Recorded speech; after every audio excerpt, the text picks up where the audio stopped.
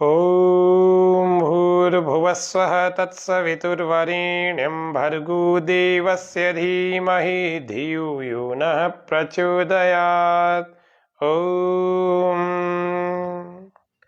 स्वामी news Ajmer के Facebook और YouTube में आप सबका हार्दिक स्वागत करते हैं। आज हम जानेंगे गर्भावस्था के जितने कॉम्प्लिकेशंस होते हैं, जितने कष्ट होते हैं, जिसको हम कहते हैं कॉम्प्लिकेशन ऑफ प्रेगनेंसी। प्रेगनेंसी में कितने सारे कॉम्प्लिकेशंस होते हैं महिलाओं को, उनको कैसे दूर किया जाए बिना पिल्स लिए, बिना दवाई को लिए, प्राकृतिक चिकित्सा से, योग चिकित्सा से कैसे इसको दूर किया जाए, वो थोड़ा सा आज हम जान लेते हैं।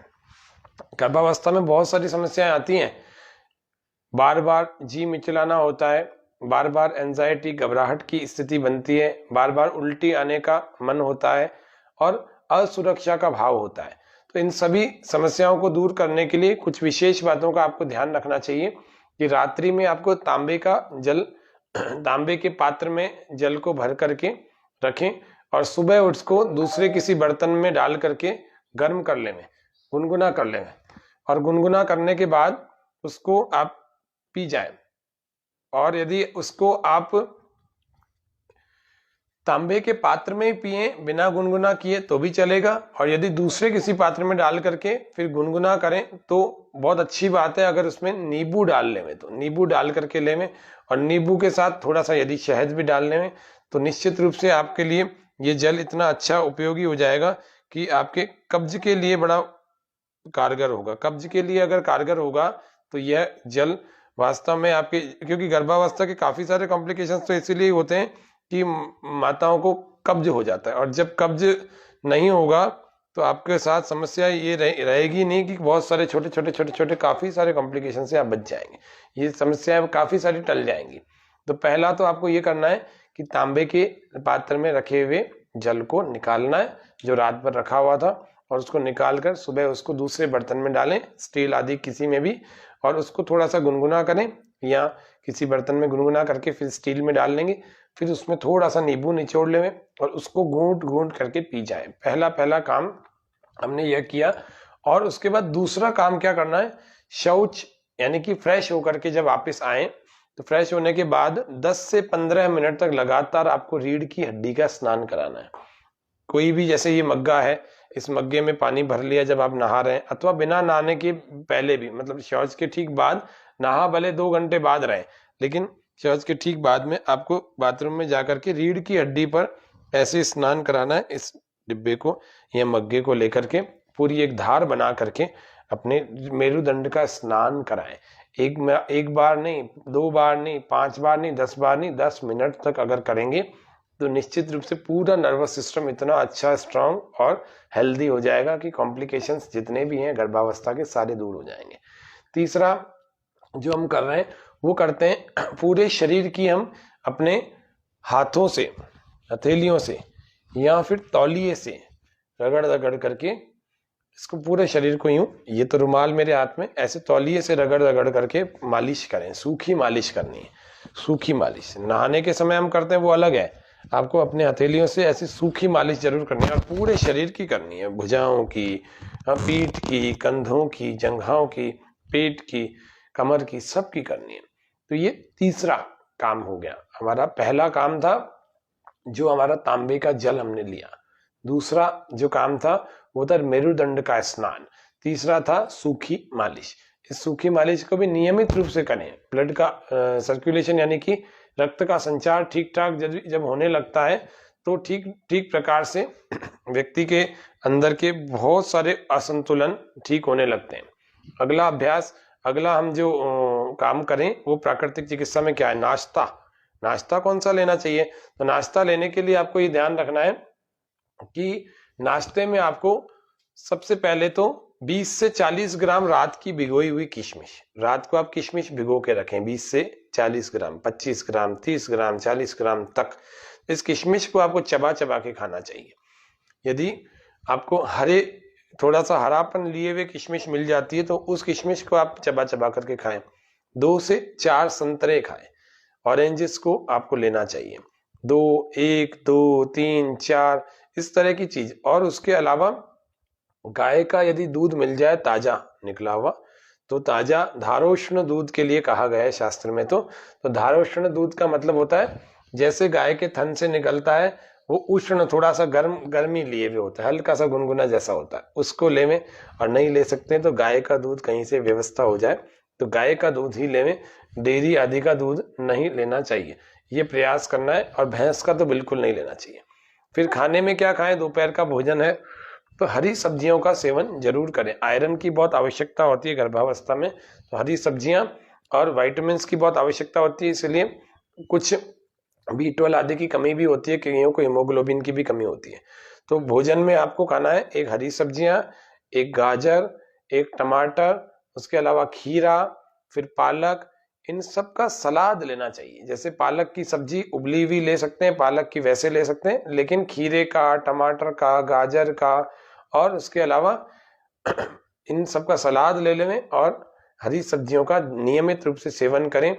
तो आपको गर्भावस्था के, प्रेगनेंसी के कॉम्प्लिकेशंस को झेलना नहीं पड़ेगा, या पड़ेगा तो आपके लिए कम कष्ट होगा, धीरे धीरे इसको निकाल ले जाएंगे, कितना ही कष्ट वाला समय हो।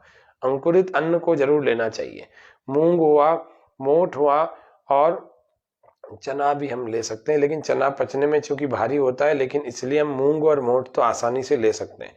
अंकुरित सारी चीजें हो जाती है, सोयाबीन से लेकर सब कुछ, लेकिन और भी हमें विशेष रूप से जो आसानी से पचने वाला होता है, तो आधी मुट्ठी, आपकी मुट्ठी में जितना भी अंकुरित अन्न आ सकता है उसका आधा लेना, उसको चबा चबा के खा लेना।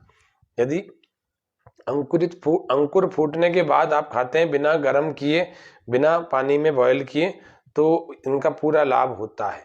यह अंकुरित अन्न को खाने से बहुत सारे विटामिन, पोषक तत्व, काफी सारी चीजें मिलती है, खनिज लवण भी मिलते हैं, खनिज तत्व भी मिलते हैं। तो ये सब आपको करना है दोपहर के भोजन में। पके हुए भोजन को कच्चे भोजन के साथ नहीं लेना, ये विशेष रूप से ध्यान रखना।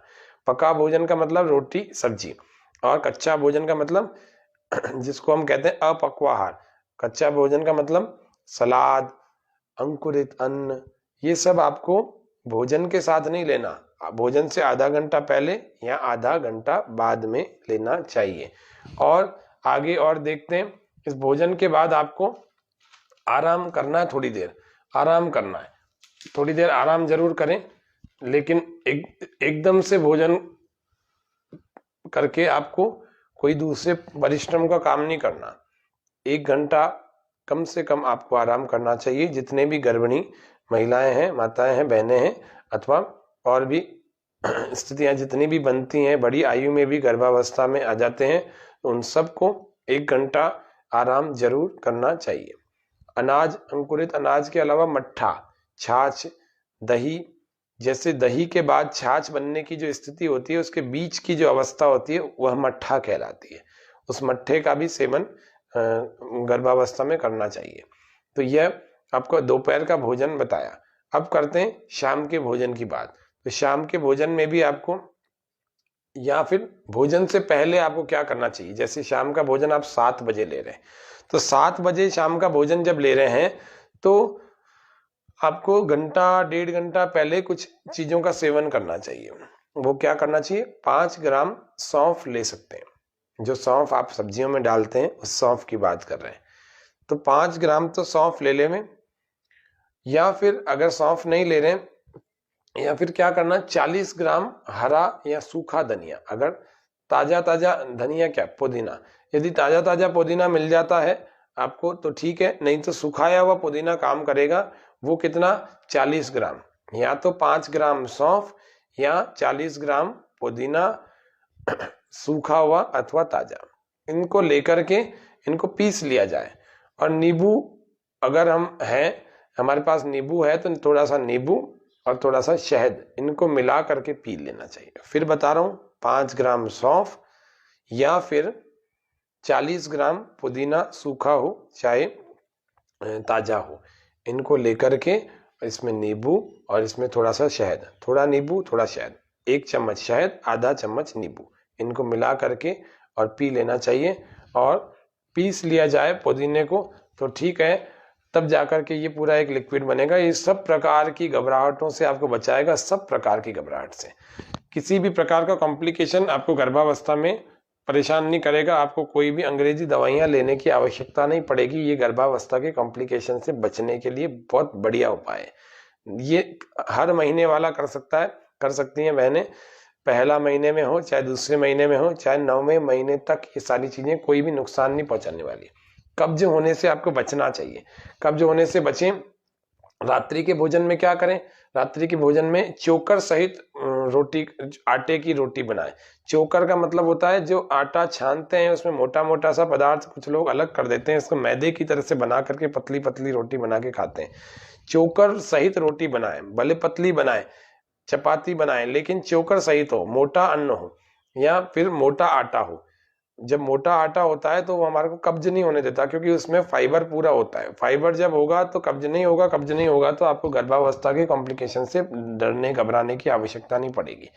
और उसके अलावा रात्रि को आपको उबली हुई सब्जियों को लेना चाहिए, बल्कि पका करके लोग लेते हैं, अभी आपको उबली हुई सब्जियां लेनी चाहिए।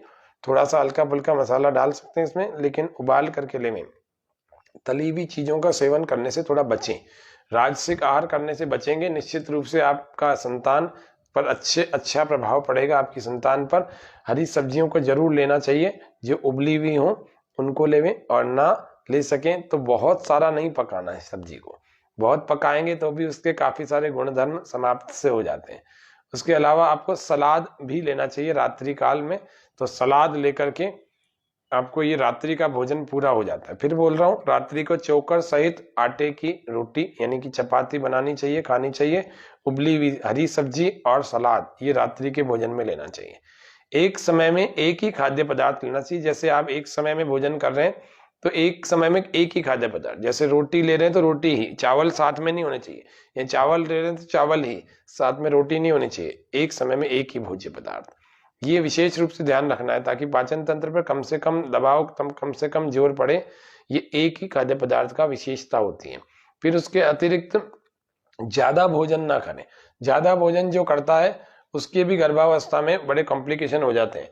और क्या करें, ये देखो बाजार में एनिमा पॉट मिल जाता है। मैं आपको थोड़ा दूर से दिखाता हूँ, थोड़ा सा और दूर से दिखा देता हूँ। देखिए, ये बाजार में एक एनिमा पॉट मिलता है, आपको 50 कॉम्प्लिकेशन से बचा के रखेगा, कब्ज से बचा के रखेगा। ये एनिमा पॉट है। इस एनिमा पॉट का प्रयोग कर सकते हैं, करना चाहिए। ये एनिमा पॉट है, इसका प्रयोग जरूर कीजिए। जितनी भी प्रेग्नेंट लेडीज हैं उन सबको करना चाहिए। पहले महीने से लेकर 9वें महीने तक लगातार इसका एनिमा पॉट का प्रयोग कर सकते हैं। कैसे करना चाहिए, ये देखो, इसमें टांगने का है।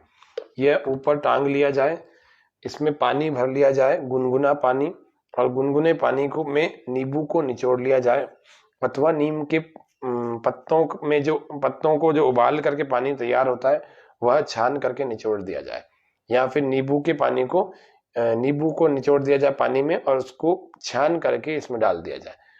फिर इसको, ये है करीब 1.5 लीटर का, है ना, 1500 ml लिखा हुआ है। 1 लीटर आप पानी भर सकते हैं इसमें, 1.25 लीटर भर सकते हैं, 1.5 लीटर भर सकते हैं। भर करके इसको ऊपर की तरफ टांग देना, जैसे ये दीवार है यहाँ टांग दिया, और इसमें से एक ये पाइप निकलता है पूरा, और इस पाइप को जब देखते हैं ना आप, इसमें एक नल लगा हुआ है। ये इसको नल कहते हैं। ये नल है, ये नल ऊपर नीचे आराम से हो जाता है। ये देखो, ये हो जाता है, और इसमें एक नोजल लगा हुआ है। ये बाजार में किसी भी मेडिकल की दुकान पर आप बोलेंगे तो वो आपको मंगा के दे देंगे। ये आसानी से मिलने वाली चीजें हैं।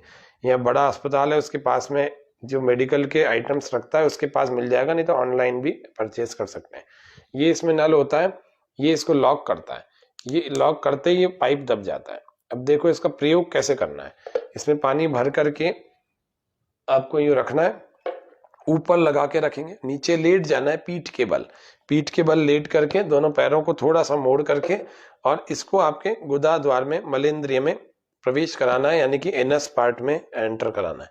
जैसे ही आपने इसको एनस पार्ट में एंटर कराया, इससे पहले आपको ये लॉक लगा के रखना है ताकि पानी रुका रहे, पानी बहना नहीं चाहिए। तो जैसे ही आपने इसको एंटर कराया तो फिर आपको इस नल को खोल देना है। ये नल जैसे ही आप ये खोलेंगे ना, तो इसमें से पानी की सप्लाई होना शुरू हो जाएगी। ये आपके बड़ी आंत में प्रवेश करेगी, रेक्टम से, एनस से। जैसे ये अंदर जाएगी तो इसको अंदर जाने दीजिए। लगभग 1 लीटर पानी इसमें से समाप्त हो जाए या आधा लीटर भी हो जाए, धीरे धीरे अंदर प्रवेश करेगा। और प्रवेश करते करते करते करते जब ये 1 लीटर के करीब प्रवेश कर जाएगा, या जितनी भी आपकी क्षमता सामर्थ्य हो उतना उतना, फिर उसके बाद आकर के आप वापस इस नल को हाथ में ही रखिए, फिर इसको नल को यूं यूं टिक करके बंद कर दीजिए, पानी रुक जाएगा। उसके बाद इस नोजल को आपके एनस से बाहर निकाल लीजिए। ये जैसे ही ये होगा उसके बाद आप खड़े होकर के थोड़ा 1-2 कदम चलिए, 10-15 कदम चलिए। उसके बाद आप जाकर के टॉयलेट में बैठ जाइए। ठीक ढंग से आपका पेट तो क्लियर होगा ही, लेकिन बहुत सारे टॉक्सिन्स जो विजातीय द्रव्य हैं जो आपको कॉम्प्लिकेशन पैदा कर रहे हैं, जिसको कहते हैं गर्भावस्था में, वह कॉम्प्लिकेशन दूर हो जाएंगे। निश्चित रूप से आप इन बातों का ध्यान रखें और अपने गर्भावस्था के सभी कष्टों को दूर करने का प्रयास करें। और यह प्राकृतिक चिकित्सा थी। गर्भावस्था पर हमने एक दिन 2 कार्यक्रम बनाए थे, उसमें आसन थे, प्राणायाम थे, और यह तीसरा कार्यक्रम है जिसमें प्राकृतिक चिकित्सा है। ये पूरा कार्यक्रम 5 बातों पर टिका हुआ है, 5 एपिसोड्स के रूप में है हमारा। तो 2 एपिसोड्स अभी आगे और आएंगे, तो हम कल प्रयास करेंगे, कल या परसों, गर्भावस्था में कौन कौन से प्राणायाम और ध्यान किस तरह से करना चाहिए। ध्यान की भी थोड़ी विधि अलग होती है गर्भावस्था के दौरान करने की, तो ये जानेंगे। निश्चित रूप से आप सबके लिए यह कार्यक्रम बहुत लाभकारी और उपयोगी होना चाहिए, होगा। ये आपको मैंने पूरा डाइट चार्ट बता दिया आज। डाइट चार्ट में सुबह नाश्ते में, नाश्ते से पहले, दोपहर भोजन में, रात्रि के भोजन से पहले और रात्रि का भोजन, ये पांचों में क्या करना है और कैसे कैसे एनिमा लेना है, क्यों लेना है, और कौन से लिक्विड पीने हैं, ये सब मैंने बता दिया। ये सब निरापद चीजें हैं, क्योंकि प्राकृतिक चिकित्सा और योग से जुड़ी हुई चीजें हैं। इसमें मैंने आपको कोई दवाई नहीं बताई और कोई दूसरी चीज नहीं बताई। ये सभी जितनी भी प्रेग्नेंट लेडीज हैं, बिना किसी चिंता के, बिना किसी भय के और बिना किसी हानि की चिंता किए कर सकती हैं आसानी से। इनका कोई नुकसान नहीं है, कम फायदा होगा लेकिन होगा जरूर किसी किसी को। बाकी तो तुरंत फायदा होता है और स्पीड से होता है, बहुत सारा होता है। ये कुछ चीजें निरापद है, इसीलिए इनका प्रयोग बिना किसी कष्ट के, बिना कोई चिंता की, तनाव के कर सकते हैं। तो आज के कार्यक्रम को इतना ही रखते हैं। मैं समझता हूँ आप सबके लिए बड़ा बहुप्रतीक्षित विषय था यह, गर्भावस्था के लिए प्राकृतिक चिकित्सा का और डाइट चार्ट का। तो मैंने इसको आज पूरा रखा है आपके सामने। आगे किसी का कोई प्रश्न हो तो बताइएगा, नहीं तो शेष जितनी बातें हैं उनको चौथे और 5वें भाग में 1-2 दिनों में बता देंगे, जिससे कि अच्छे ढंग से काफी सारी चीजें आपको पता लग जाए। तो आप बिना दवाइयों के अपनी गर्भावस्था को माताएं बहनें संभाल सकती हैं बिना किसी कष्ट के। तो ध्यान और प्राणायाम का शेष भाग बताएंगे। आज के सत्र को यहीं पूरा करते हैं। ओम सर्वे भवन्तु सुखिनः, सर्वे सन्तु निरामया, सर्वे भद्राणि पश्यन्तु, मा कश्चित् दुःखभाग् भवेत्।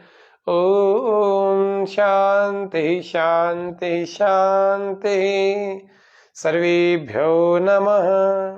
एक बात और निवेदन कर दूं, काफी सारे हमारे दर्शक ये भी सोचते हैं कि क्या डॉक्टर के पास जाकर के आराम से दवाई लेकर के बढ़िया हो सकते हैं, ये क्यों इतनी सारी नाटकबाजी करनी, इतनी नौटंकी क्यों करनी, इतनी सारी प्राकृतिक चिकित्सा, इतना योग करने की आवश्यकता क्या है।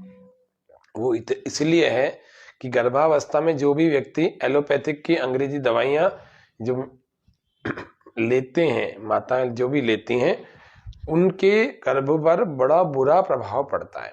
दवाइयां गर्म होती हैं, दवाइयां केमिकल से युक्त होती हैं, तो निश्चित रूप से उनके गर्भावस्था में बहुत सारी, कुछ तो आराम मिलता ही है लेकिन बहुत सारा नुकसान भी होने की संभावना बनी रहती है। गर्भपात भी हो जाता है कई सारे महिलाओं का, क्योंकि गर्म दवाइयों का सेवन करती है, गर्म चीजों का सेवन करती है। और उसके अलावा अबॉर्शन भी हो जाता है। उसके अलावा जिसको कहते हैं ना, बच्चे के अंदर बीमारियां पनपने का बड़ा जो है संभावना बढ़ जाती है। बच्चों को गर्भावस्था में यदि माताएं अंग्रेजी दवाइयों का अधिक सेवन करेंगी या थोड़ा बहुत भी सेवन करेंगी, तो उनके बच्चे काफी सारों के अपंग पैदा होते हैं, काफी सारों के दृष्टिहीन, काफी सारों के कुछ ना कुछ कहीं से अंग भंग, अथवा बाकी सब सही पैदा हो रहे हैं तो डायबिटीज हो जाती है उनको 3-3, 5-5 साल में, 10-10 साल में डायबिटीज, कईयों को 10 साल में, आजकल तो 3-3, 5-5 साल में डायबिटीज बच्चों को हो जाती है। तो फिर वो ज्यादा ठीक है कि ये 9 महीनों में आप ध्यान रखेंगे वो ज्यादा ठीक है? तो निर्णय आपका है। इसीलिए अंग्रेजी चिकित्सा का तो आपातकाल में ही सेवन करें। एलोपैथिक के सेवन के लिए आपको मना नहीं कर रहे हैं, लेकिन इतना सा कह रहे हैं कि छोटी छोटी चीज में आपको एलोपैथिक की दवाइयां लेने के लिए मजबूर होने की आवश्यकता नहीं है। आपको छोटी छोटी चीजें तो ऐसे ही ठीक कर सकते हैं। आपको योग, नेचुरोपैथी, प्राणायाम, ये सब कुछ आपको इस कार्यक्रम में बता रहे हैं। 284 दिन और 30 कार्यक्रम पहले भी हुए। आप सोचिए कितने सारे, मतलब लगभग 300 से भी ज्यादा कार्यक्रम तो आपको हम स्वामी न्यूज पर दे चुके हैं। तो गर्भावस्था पर ये आज तीसरा कार्यक्रम था और चौथा और पांचवा फिर बनेगा, तो उसमें और भी बचे हुए आपके प्रश्न को लेंगे। काफी सारे लोगों के प्रश्नों को मैंने इसमें समावेश किया है, तो उनके उत्तरों को, उनके समाधानों को बताया। तो मैं इसीलिए आप सबको यही निवेदन कर रहा हूं कि गर्भावस्था में कभी भी माताएं बहनें अंग्रेजी दवाइयों के सेवन पर निर्भर ना रहें। नेचुरोपैथी को अपनाएं, योग को अपनाएं, प्राणायाम को अपनाएं और घरेलू चिकित्साएं, छोटे छोटे प्रयोग, सौंफ के, पुदीने के, ये जो बताए, इनका प्रयोग करके स्वस्थ हो जाएं। निश्चित रूप से ये कारगर है और इंजेक्शन की तरह से काम करते हैं, स्पीड से काम करते हैं। तो आज इतना ही, फिर मिलेंगे, तब तक जय हिंद, जय भारत, करें योग, रहें निरोग। ओम शांति।